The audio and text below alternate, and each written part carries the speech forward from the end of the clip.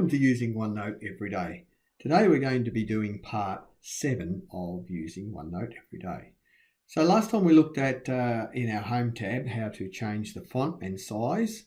Remember we just, you click on these, you can change the headings and the shape and the size of the text very, very easily. But today what we're going to do is get into Insert. Now, insert is probably a very important part of OneNote. Firstly, let's insert a space. So by picking that up with our mouse, we can move onto the page. We just click, drag down, and we make some space.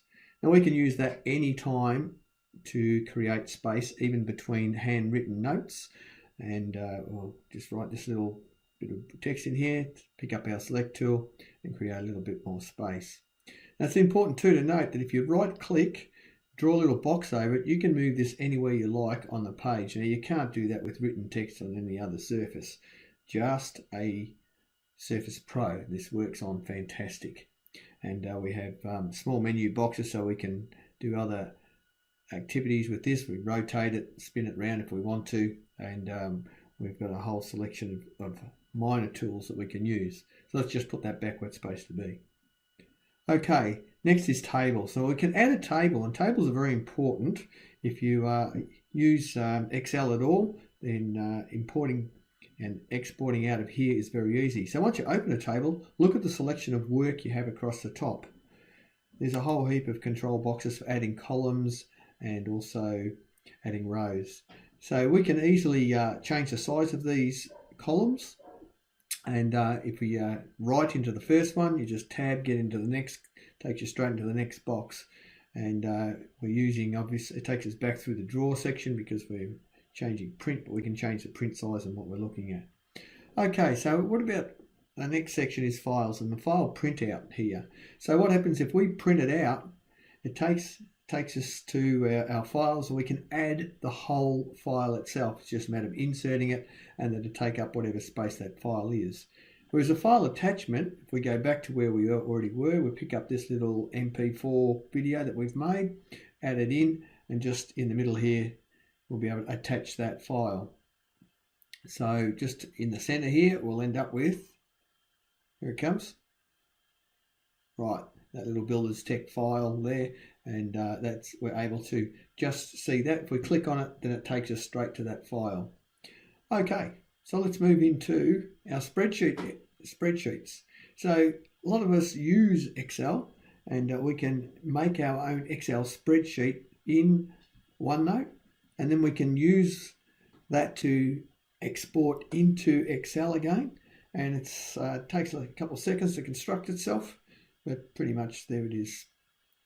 Okay, what about images? Adding images to our OneNote is a great way to add another dimension to our work. Illustrations and pictures are really good. So if we just take a screen clipping or something, we took that from something else and we just added it in here straight over the top.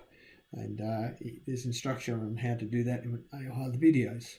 Now, pictures too is a very important part. We can pick a picture out of our files, our downloads of pictures, and add it in just like that one. Or we have the option to pick a picture online, something that's on the net. So what about videos? Yes, we can import a video. So a video address would come up there, and we're able to copy or paste one in as well. And we can add that to it, and it just adds a small highlight in an area that will show us that there's a video there. Links is very important too. Now links creates a link between an area in our OneNote's books, or we can link to other web pages or files within our computer. So we can put a link in just like that one to another site. Now recording. Recording is very important. Audio record, you can audio record, say a lecture, like I'm kind of doing, and as you take notes, it follows along the notes. Video is the same, so now you can use the camera. So Surface Pro, a lot of our computers have a small camera, so you can aim that at whatever you want to video, and once again, it records as you write notes. It keeps up with where the video is up to. Okay, so that covers recording. Our next part is timestamp. So it's sometimes important, sometimes we take it off our thing, but we can just click down the spot here. We just go to date. It'll put it in there for us. Same with the time, put it in after it, or we can do both, date and time. So that's a great little asset, especially if you're halfway down a page and it's the next day. Okay, so let's look at page templates. Now we can have a selection of different templates available for us. OneNote has a great selection of them. If you just click on the templates, it takes you through the last few that you've used, or you can actually open that up, and down the bottom it has page templates, and it can take us to a great heap of them. So we just clicked on what was already there. So in that templates section, we have My Templates, when you make your own, which is another video that we've done. There's one on how to do Cornell. There it is, the Cornell template. You can find that in my video groups. And then the academic, we got blank, business, decorative, and other planners. So there's a whole heap that are already there, and like I said, you can make your own.